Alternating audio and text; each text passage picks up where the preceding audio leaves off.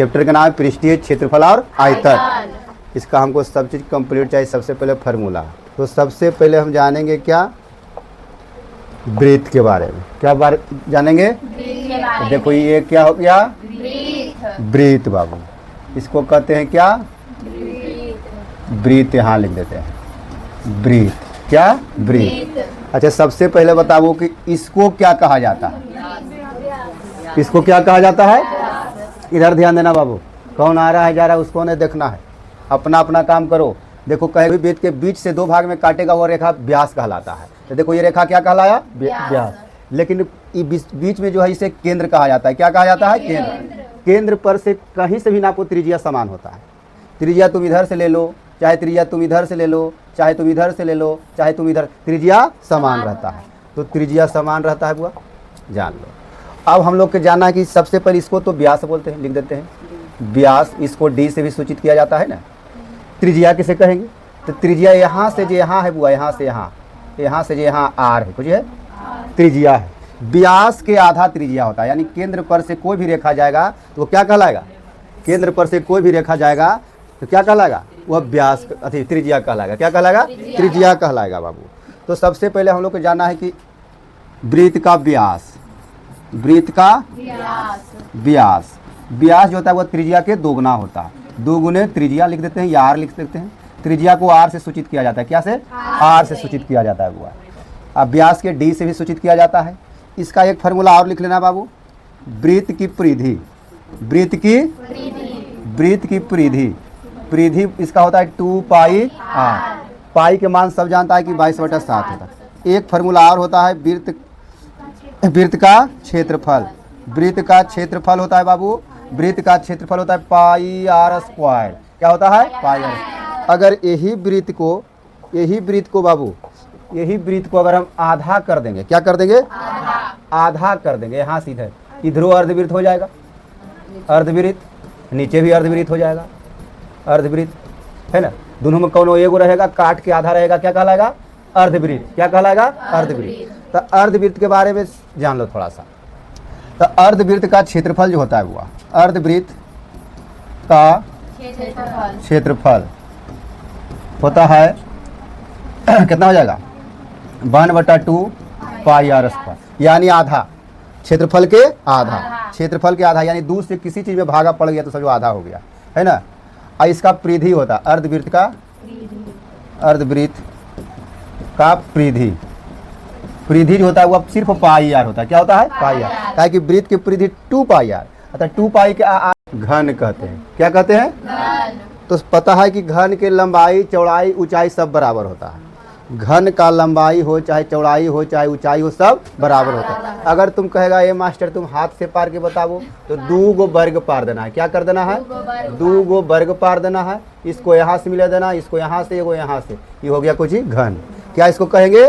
घन। घन बाबू। इसको इंग्लिश में कब बोला जाता है? CUBE। हाँ, क्यूब बोलो, कब बोलो, इंग्लिश पढ़ने का अपना अपना तरीका है हुआ, है ना। अब इसका जो होता है वो लंबाई चौड़ाई सब समान होता है। ये हो गया लंबाई, ये हो गया चौड़ाई, और ये हो गया ऊंचाई। तो लंबाई चौड़ाई ऊंचाई सब समान होता है। घन में कितना किनारा होता है? 12 किनारा। सतह कितना होता है? और क्या कहता है, फलक कितना होता है? 8। बिल्कुल सही बात है बाबू। अब सबसे पहले हम जानेंगे कि घन का आयतन लिख देते हैं। घन का आयतन, घन का जो आयतन होता है वो भुजा क्यू, या तो तुम ए क्यू लिख सकते हो या तो भुजा क्यू लिख सकते हो, है ना। तो घन का आयतन एक होता है घन का संपूर्ण पृष्ठीय क्षेत्रफल। कितना होता है वो? 6 गुने भुजा स्क्वायर, 6 गुने भुजा स्क्वायर, 6 गुने भुजा स्क्वायर। ठीक। एक होता है घन का वाहा, वाहा लिख दो, वाह है वक्र पृष्ठीय क्षेत्रफल, वक्र पृष्ठीय क्षेत्रफल 4 गुने भुजा स्क्वायर होता है। कहेगा कैसे यह होगा? तो सबसे पहले देख लो, इस संपूर्ण जो हो गया यानी सब का क्षेत्रफल, ऊपर हो नीचे हो दाएं हो बाएं हो सभी। आज वक्र पृष्ठीय बाहा जो हो गया, मान के चलो ये मोबाइल चाहे कुछ है, तो इधर का भी, इधर का भी और इधर का भी, इधर का भी और इधर का भी, है ना। लेकिन नीचे वाला के नहीं लेना है। तो ये हो गया क्या, वक्र पृष्ठीय क्षेत्रफल। और जब कहेगा संपूर्ण पृष्ठीय क्षेत्रफल तो नीचे वाला भी लेना है ना, नीचे वाला भी लेना है। बस एक होता है घन का विकर्ण। क्या होता है? घन का विकर्ण के मतलब ये वाला, है ना, घन का विकर्ण, घन का विकर्ण। तो घन का विकर्ण होता है √3 गुने भुजा, √3 गुने यानी भुजा। ये हो गया तुम लोग के घन। अब कहते हैं क्या, घनाभ। चलिए घनाभ, घनाभ हो गया। अगर इसको यहाँ से, इसको यहाँ से, इसको ये आयत हो गया, यानी ऐटा के समान हो गया। ऐटा जो होता है घनाभ कार होता है। घन के सब भुजा बराबर होता है, लेकिन घनाभ का लंबाई अलग होता है और चौड़ाई ऊंचाई समान होता है। क्या होता है? चौड़ाई और ऊंचाई समान, सिर्फ लंबाई तुम लोग का देखो। अगर हम पारेंगे घन, तो इसी को अगर घन बनाएंगे तो हम लोग के क्या चीज़ रह जाएगा, देखो ई है ना। तो इधर का भी, इधर का भी और इधर का भी, इधर का भी और इधर का भी, है ना। लेकिन नीचे वाला के नहीं लेना है। तो ये हो गया क्या, वक्र पृष्ठीय क्षेत्रफल। और जब कहेगा संपूर्ण पृष्ठीय क्षेत्रफल तो नीचे वाला भी लेना है ना, नीचे वाला भी लेना है। बस एक होता है घन का विकर्ण। क्या होता है?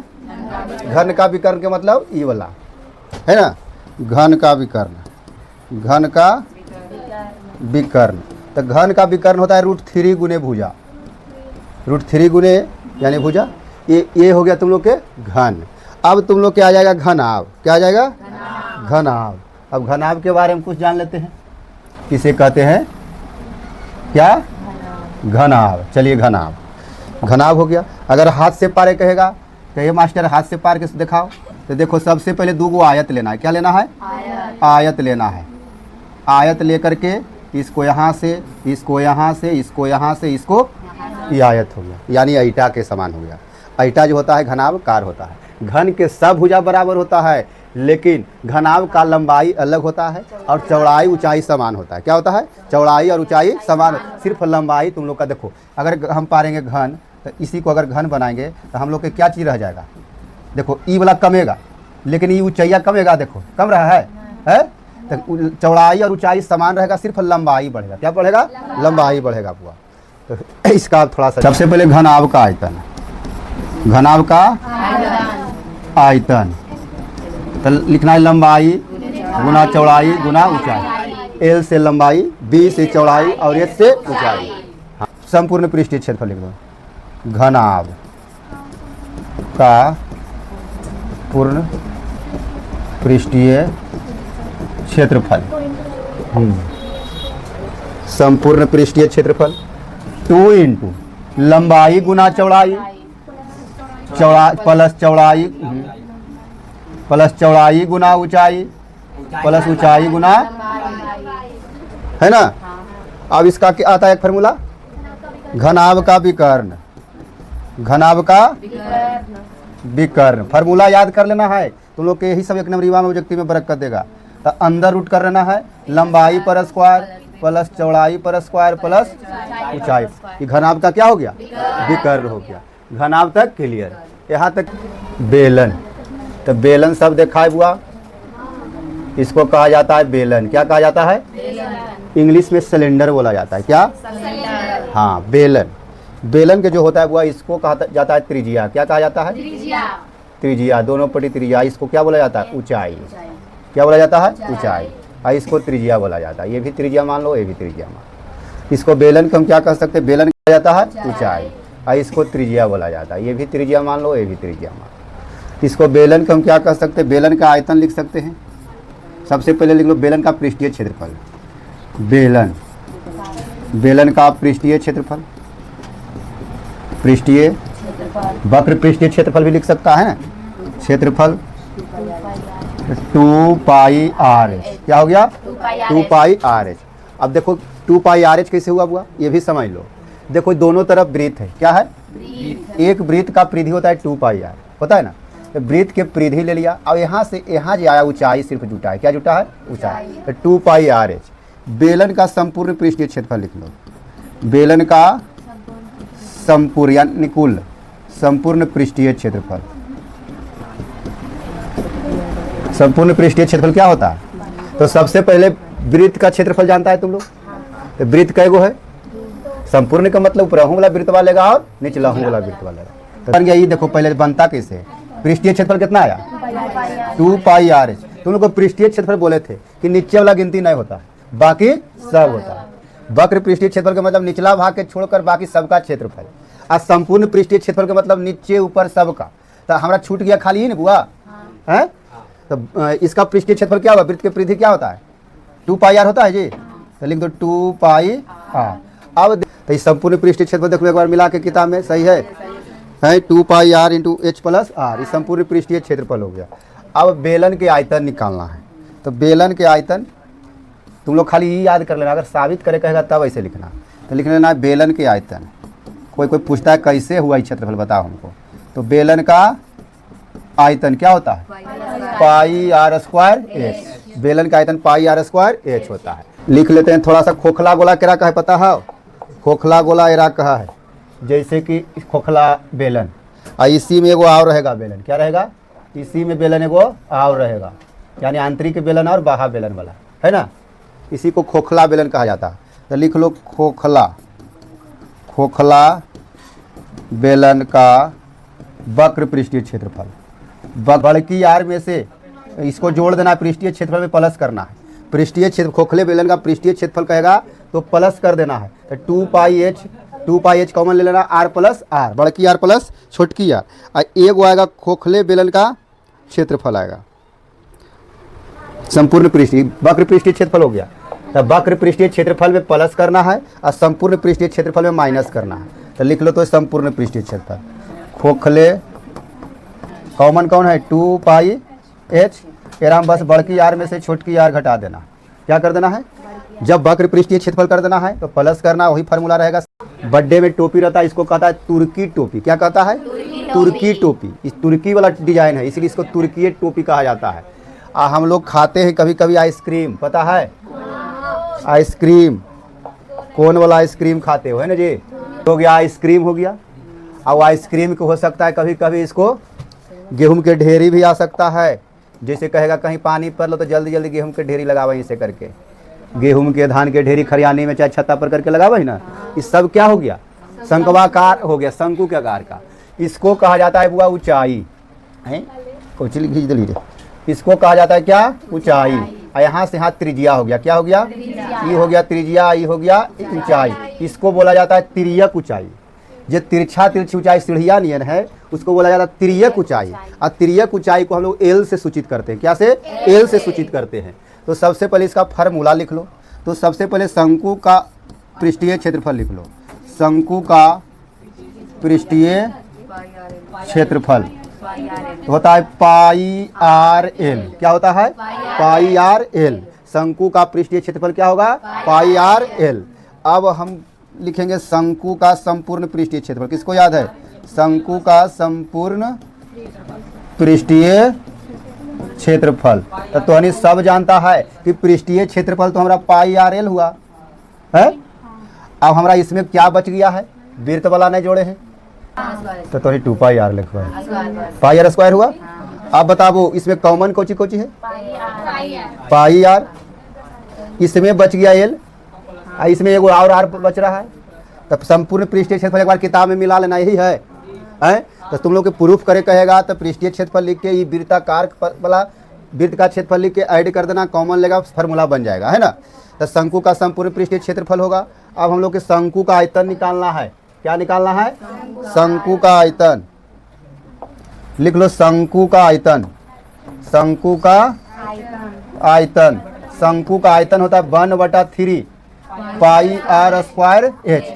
1/3 पाई आर स्क्वायर एच। इस सब फार्मूला मुंह पर रखना है। जब कभी कभी एक एल के फार्मूला आएगा, एल के फार्मूला क्या आएगा, एल बराबर रहेगा क्या, एल बराबर होगा under root H square plus R square, H square plus R square. कभी कभी जब तक पृष्ठीय क्षेत्रफल निकालने कहेगा तो एल के मान नहीं दिया रहेगा, ऊंचाई देल रहेगा, त्रिज्या देल रहेगा, तुम सबसे पहले एल निकालना। जब एल निकल जाएगा तो पृष्ठीय क्षेत्रफल उसका निकल जाएगा हुआ। तो इतना फार्मूला शंकु को हो गया। एक फार्मूला और आप लोग का बच रहा है, गेंद रहता है ना जी, तो गेंद होता है जो गोला होता है। क्या होता है गोला। तो तुम लोग जानना हुआ गोला, गोला का भी त्रिज्या समान होता है, यहाँ से केंद्र पर से है ना, त्रिज्या समान होता है। तो सबसे पहले गोले का पृष्ठीय क्षेत्रफल लिखेंगे। गेंद रहता है ना जी, तो गेंद होता है जो गोला होता है, क्या होता है, गोला। तो तुम लोग जानना हुआ गोला, गोला का भी त्रिज्या समान होता है, यहाँ से केंद्र पर से, है ना, त्रिज्या समान होता है। तो सबसे पहले गोले का पृष्ठीय क्षेत्रफल लिखेंगे, गोले का पृष्ठीय क्षेत्रफल 4 पाई आर स्क्वायर, क्या होता है, पाई आर। अब लिख दो गोले का आयतन, गोले का आयतन होता है 4/3 pi r cube, pi r cube, cube होगा बुआ पृष्ठीय क्षेत्र अर्धगोला इससे रहेगा बुआ कटोरा नियन, क्या रहेगा, या तबला नियन, है ना। तो अर्धगोला इस प्रकार से रहता है ना, त्रिज्या अर्धगोला रहे चाहे गोला रहे, सबका त्रिज्या समान रहता है बुआ, सबका त्रिज्या समान रहता है। तो अर्धगोले का लिख लो, अर्धगोले का पृष्ठीय क्षेत्रफल, वक्र पृष्ठीय क्षेत्रफल आर स्क्वायर। अर्धगोले के आयतन लिख लो, अर्धगोले का आयतन 2/3 pi r cube, 2/3 pi r cube. ये अर्धगोला का पृष्ठीय क्षेत्रफल हो गया, अर्धगोला के आयतन हो गया। अब गोले के वक्र पृष्ठीय क्षेत्रफल, अर्धगोले का वक्र पृष्ठीय क्षेत्रफल कितना हो जाते, 2 पाई हो गए। चलो दोनों लिख लो, एजा कुल के मतलब संपूर्ण हो गए, है ना। देखिए पहला क्वेश्चन थोड़ा सा ध्यान दीजिएगा, ये 3 क्वेश्चन में एक क्वेश्चन तुम लोग को बोर्ड में पक्का रख ले हो, 1 से 3 में एगो दे है, हर साल दे है, ये नया बात नहीं है। ई देता नहीं तो ई देता नहीं तो ई देता, तो कौनो प्रीवियस ईयर के क्वेश्चन उठा के देख लो, ये तीनों में एगो क्वेश्चन दे देता हूँ, ये दोनों तो 2 नंबर इमाम देता हूँ, लेकिन ये तुम्हारा 5 नंबर इमाम डाल देगा खिलौना वाला, है ना। इसको ध्यान देना है, इसको भी एकदम समझना है ना। तो सबसे पहले समझो 2 घनों जिसमें से प्रत्येक का आयतन 64 घन सेंटीमीटर है, क्या है, घन सेंटीमीटर है, के संलग्न फलकों को मिलाकर एक ठोस बनाया जाता है, इससे प्राप्त घनाभ का पृष्ठीय क्षेत्रफल ज्ञात कीजिए। यानी 2 घन मिलकर के एक घनाभ बनाया जाता है, क्या बनाया जाता है, 2 घन मिलकर के एक घनाभ बनाया जाता है बुआ। तो चलिए काला बोर्ड ले लेते हैं, क्वेश्चन पढ़ दिया समझे। चलिए सबसे पहले घनाभ तुम लोग देखा होगा कैसा रहता है घन, तो घन हो गया बुआ, एक यहाँ ले लो, एक यहाँ ले लो, है ना। 2 घनों जिसमें से प्रत्येक का आयतन 64 घन सेंटीमीटर है, क्या है, घन सेंटीमीटर है, के संलग्न फलकों को मिलाकर एक ठोस बनाया जाता है, इससे प्राप्त घनाभ का पृष्ठीय क्षेत्रफल ज्ञात कीजिए। यानी 2 घन मिलकर के एक घनाभ बनाया जाता है, क्या बनाया जाता है, 2 घन मिलकर के एक घनाभ बनाया जाता है बुआ। घनाभ ले लेते हैं, चलिए देख लीजिए बुआ, कह रहा है कि 2 घन मिलके, 2 घन जुट के एक घनाभ बना रहा है, कुछ कर रहा है, ध्यान देना यहाँ, 2 घन मिलके एक घनाभ बना रहा है बुआ। क्वेश्चन कहाँ गया इसमें, हाँ 2 घन जिसे प्रत्येक का आयतन कितना दिया हुआ है, सबका आयतन 64 दिया, इसका भी और इसका भी। अब कह रहा है इसके संलग्न के फलकों को मिलाकर एक ठोस बनाया गया है, जिससे प्रत्येक घनाभ का पृष्ठीय क्षेत्रफल ज्ञात कीजिए, है ना। तो सबसे पहले लिखिए हल, कुछ लिखेगा, इसको लिख दो, हाँ प्यारा सा हल, कई नंबर के है, 1 नंबर के, प्यारा सा हल लिखना है, दिया है, कुछ दिया है, दिया है। सबसे पहले लिख, माना कि घन का प्रत्येक भुजा ए सेंटीमीटर है, कितना, ए सेंटीमीटर दिया है। तो घन का सबसे पहले आयतन निकाल लो, तो घन का आयतन, घन का अभी हम लोग पढ़े घन का आयतन भुजा क्यू यानी ए क्यू। अब घन का आयतन तुम लोग के दिया हुआ है, कितना दिया है जी, 64 घन सेंटीमीटर, कितना, ए क्यू यहाँ से काट दो। अब तुम लोग के पता है कि किसका क्यू है, किसका क्यू है, 4 का क्यू है। अगर तुम लोग के नहीं आएगा तो रूट में ला करके बना सकता है, रूट में नहीं बनाने आएगा तो 4 के क्यू कर देना, आई 1 के क्यू कर देना। तुम लोग 8वां क्लास में घातांक का करनी पढ़ा है, अगर पावर समान है तो पावर बराबर में रहता है तो कट जाता है बुआ। ए के मान आ जाएगा हमारा कितना, 4 सेंटीमीटर। जब ए के मान 4 सेंटीमीटर कहे के मतलब सबके घनाभ का पृष्ठीय क्षेत्रफल, पहले भुजा लिख लो, है ना, भुजा सबके लिख दो। घनाभ की विमाएँ दे दियो, विमाएँ का मतलब भुजा। तो सबसे पहले लिखी लंबाई, कुछ लंबाई को चीज सूचित करता है एल से। एल बराबर, तो लंबाई क्या हो गया बताओ, 2a यानी 2 गुने यानी 8 सेंटीमीटर। हम लोग के चौड़ाई बराबर हुआ, क्या है चौड़ाई, b के मतलब 4, तो 4 के 4 लिख दो। और ऊंचाई भी हम लोग के समान है, पृष्ठीय क्षेत्रफल 2 इंटू लंबाई गुने चौड़ाई प्लस चौड़ाई गुना ऊंचाई प्लस ऊंचाई गुना घनाभ की विमाएँ दे दियो, विमाएँ का मतलब भुजा। तो सबसे पहले लिखी लंबाई, कुछ लंबाई को चीज सूचित करता है एल से। एल बराबर, तो लंबाई क्या हो गया बताओ, 2a यानी 2 गुने यानी 8 सेंटीमीटर। हम लोग के चौड़ाई बराबर हुआ, क्या है चौड़ाई, b के मतलब 4, तो 4 के 4 लिख दो। और ऊंचाई भी हम लोग के समान है, ऊंचाई में कोई परिवर्तन नहीं हुआ, ऊंचाई एच से सूचित करते हैं। ये भी 4 सेंटीमीटर दिया है, ये भी 4 सेंटीमीटर दिया हुआ। अब घनाभ का पृष्ठीय क्षेत्रफल निकाल लीजिए। घनाभ का पृष्ठीय क्षेत्रफल कैसे निकाला जाता है, लिख लो। घनाभ का पृष्ठीय क्षेत्रफल, पृष्ठीय कर रहा है कि संपूर्ण कर रहा है, क्या कर रहा है, निकाल ले। इसका पृष्ठीय क्षेत्रफल 2 इंटू लंबाई गुने चौड़ाई प्लस चौड़ाई गुना ऊंचाई प्लस ऊंचाई गुना, ये फार्मूला रट लेना है। पृष्ठीय क्षेत्रफल 2 इंटू लंबाई गुना चौड़ाई प्लस चौड़ाई गुना ऊंचाई प्लस ऊंचाई गुना लंबाई। तुम लोग के दिया हुआ है हुआ 2 इंटू लंबाई कितना 8, चौड़ाई कितना 4, फिर प्लस कर दो, फिर चौड़ाई 4 और ऊंचाई 4, फिर प्लस कर दो, फिर 4 गुने लंबाई 8 नहीं हुआ। अब देख लो 2 इंटू 8 चौ 4 चौ 8 चौ 32, ठीक है यहाँ तक। अब देखो बाबू 2 इंटू जोड़ दो सबके, 32 32 64 और 16 25 80 हो गल खीर। अब बताइए कितना होता है जी, 8 दूनी 160 स्क्वायर वर्ग सेंटीमीटर हो गया। कितना आता है जी, चलिए ठीक है। पहला क्वेश्चन उतार लो कि कोई बर्तन एक खोखले अर्धगोले के आकार का है जिसके ऊपर एक खोखला बेलन अध्यारोपित है। अर्धगोला पर एक खोखला बेलन अध्यारोपित है, तो बर्तन का आंतरिक पृष्ठीय क्षेत्रफल ज्ञात कीजिए। क्या करना है, तुम लोग पढ़ता नहीं दोस्त, सब गड़ी भुनुर भुनुर करता है, नहीं मन लगता हुआ तो मत आप उस दिन मैथुत में, है कि कोई बर्तन एक खोखले अर्धगोले के आकार का है जिसके ऊपर एक खोखला बेलन अध्यारोपित है।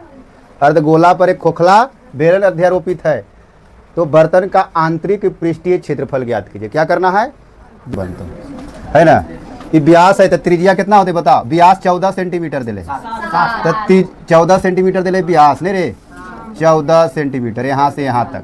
तो त्रिज्या होने जा केंद्र है ना, केंद्र रे, तो केंद्र पर से कन्हू नाप में तो त्रिज्या समान हो। तो जब व्यास दिले कितना लिख दे, कई नंबर के 2 नंबर के है, लिखवी सबसे पहले हल, प्यारा सा हल, और बाद लिखवी दिया है कि कुछ देखिए दिया है 7 सेंटीमीटर, आर बराबर 7 सेंटीमीटर हो गया। अब ऊंचाई जो दिया हुआ है पूरा कितना दिले रे, 13 सेंटीमीटर रे, 13 सेंटीमीटर। लेकिन अभी हमारा शंकु का ऊंचाई निकालना है, कुछ के तो शंकु के पूरा ऊंचाई 13 सेंटीमीटर, कटोरवा और शंकु बेलनवा लेके, बेलन के नहीं रहे, तो बेलन और शंकु के जोड़ करके हमारा 13 सेंटीमीटर है।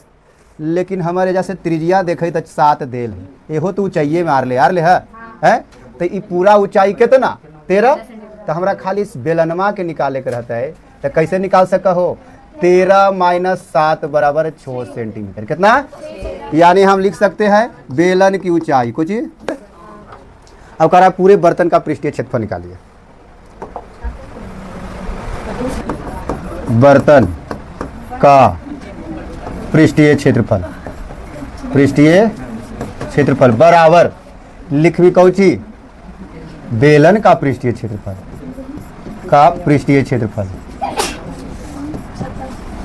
प्लस लिखवी अर्धगोले का पृष्ठीय क्षेत्रफल, तो पूरा को बन जीते। ये क्षेत्रफल। अच्छा बताओ, बेलन के पृष्ठीय क्षेत्रफल कितना कितना होता है जी? 2 pi r h. 2 pi r square. ठीक है, देख लिया मिला के, फिर नहीं कहीं एक बार फार्मूला मिला ले। फार्मूला आर 7, एच कितना दे ले? 6 प्लस कितना हो गया जी? इस 7 से 7 खत्म, बैदुना 44 गुना 7 कितना आ गया? 500। मेन मुद्दा है रंग भेद। रंग भेद कहाँ चला था? तो दक्षिण अफ्रीका में चला था। किस लिए चला था? तो काले गोरे के भेदभाव के कारण। तो काले गोरे किसको कहते थे? जो दक्षिण अफ्रीका का अस्थायी निवासी था वो काला था। कैसा था? काला था। लेकिन वहाँ जिससे हम लोग के यहाँ अंग्रेज आकर के गोरे लोग शासन किया था ना, तो वहाँ अंग्रेज लोग पहले नहीं गया था, वहाँ गया था नीदरलैंड से। नीदरलैंड उसका पुराना नाम है हॉलैंड, उसी को बोला जाता है डच। डच किसको बोलेंगे? जो हॉलैंड से या नीदरलैंड से आकर के शासन किया उसे डच लोग बोलते हैं। तो वहाँ डच लोग का शासन चलता था। डच लोग क्या करता था? वो लोग भी गोरा होता है, कि यूरोप के था, यूरोप वाला कुल ठंडा प्रदेश में रहता है, वो तो गोरा हो जाता है ना। और साउथ अफ्रीका है जो गर्म प्रदेश है, काला काला दम विकराल विकराल दिखाई देगा। खिलाड़ी देखते करता है, साउथ अफ्रीका समझ रहता था। अफ्रीका में देखते केनिया उनिया ये सब आ जाता है, तंजानिया उंजानिया, अफ्रीका महादेश में सब काला काला आदमी मिलेगा वहाँ। तो रंग भेद नस्ली भेदभाव पर आधारित उस व्यवस्था का नाम है जो दक्षिण अफ्रीका में विशेष तौर पर चलाई गई है। दक्षिण अफ्रीका पर यह व्यवस्था यूरोप के गोरे लोगों ने ला दी थी। यूरोप में बहुत सारा देश है, जैसे यूरोप से हम लोग के यहाँ भी आया था अंग्रेज, इंग्लैंड से आया था। उसी प्रकार यूरोप से नीदरलैंड से गया था कहाँ? दक्षिण अफ्रीका। और वही नीदरलैंड का पुराना नाम क्या है? हॉलैंड, और उसी को डच बोला जाता है। तो दक्षिण अफ्रीका में रंग भेद। 17वीं और 18वीं शताब्दी में व्यापार करने आई यूरोप की कंपनियों ने दक्षिण अफ्रीका को गुलाम बनाया और काफ़ी बड़ी संख्या में यहाँ गोरे लोगों बस गए और यहाँ के स्थानीय काली चमड़ी वाले लोगों के साथ रंग भेद शुरू कर दिया गया। जैसे हम लोग के यहाँ सबसे पहले व्यापार करने आया था पुर्तगाली, तो पुर्तगाली तो ठीक था, वो अत्याचार नहीं करता था, व्यापार से मतलब उसको रहता था। लेकिन जब यूरोप से गोरे लोग आया भारत में तो अत्याचार करने लगा ना, तो उसी प्रकार वहाँ भी नीदरलैंड से गया गोरे लोग और वहाँ भी बिजनेस चालू किया, व्यापार चालू किया और वहाँ पर क्या किया? शासन करने लगा। शासन का काला लोग क्यों लोग देखना नहीं पसंद करता था, उसी को बोला जाता अश्वेत। अश्वेत किसको कहेंगे? काले आदमी को अश्वेत कहेंगे, अश्वेत कहेंगे गोरे आदमी को, है ना, जो श्वेत भी उजला होता है। तो रंग भेद की नीति के अंतर्गत अश्वेतों पर प्रतिबंध। तो गोरों की बस्तियों में बसने की इजाज़त नहीं थी। जहाँ साउथ दक्षिण अफ्रीका में जाकर के गोरे लोग बस गया था, तो वहाँ दक्षिण अफ्रीका में जो बस रहा था गोरे लोग, वहाँ पर उसका अस्थाई जो निवास बना लिया था, वहाँ पर कोई काले लोग नहीं बस सकता था बिना इजाज़त के, कि हम लोग के एरिया में तुम नहीं बस सकते हो। परमिट होने पर ही वहाँ काम करने जा सकते हैं। अगर तुम्हारे पास परमिट है, जैसे गाड़ी चलता है 4 व्हीलर 2 व्हीलर, हो सकता है पटना गाड़ी तो तुम पटने में चला सकता हो, तुम बिहार इधर नवादा नहीं आ सकता। तो उसी प्रकार परमिट तुमको लेना पड़ेगा कि यहाँ रहने के लिए, कि हम यहाँ रह सकते हैं, तो अंग्रेजी लोग परमिट देगा। काले लोग गोरे लोगों के आरक्षित स्थानों पर नहीं जा सकते थे। इसमें गोरे को गिरजाघर भी सम्मिलित थे, मानी काले लोग गोरे के लिए आरक्षित स्थानों पर नहीं जा सकते, जहाँ उसका स्थान बना लेते, रिजर्व कर लेते कि इतना दूर काला लोग नहीं आ सकता। अश्वेतों को संगठन बनाने और इस भेदभावपूर्ण व्यापार का विरोध करने का भी अधिकार न था। यानी कि ये सब अपना एक संगठन भी नहीं बना सकता कि वो हम पार्टी बना सकते हैं, जिसे हम लोग को भारतीय राष्ट्रीय कांग्रेस पार्टी बना ना, जिसे अभी नीतीश कुमार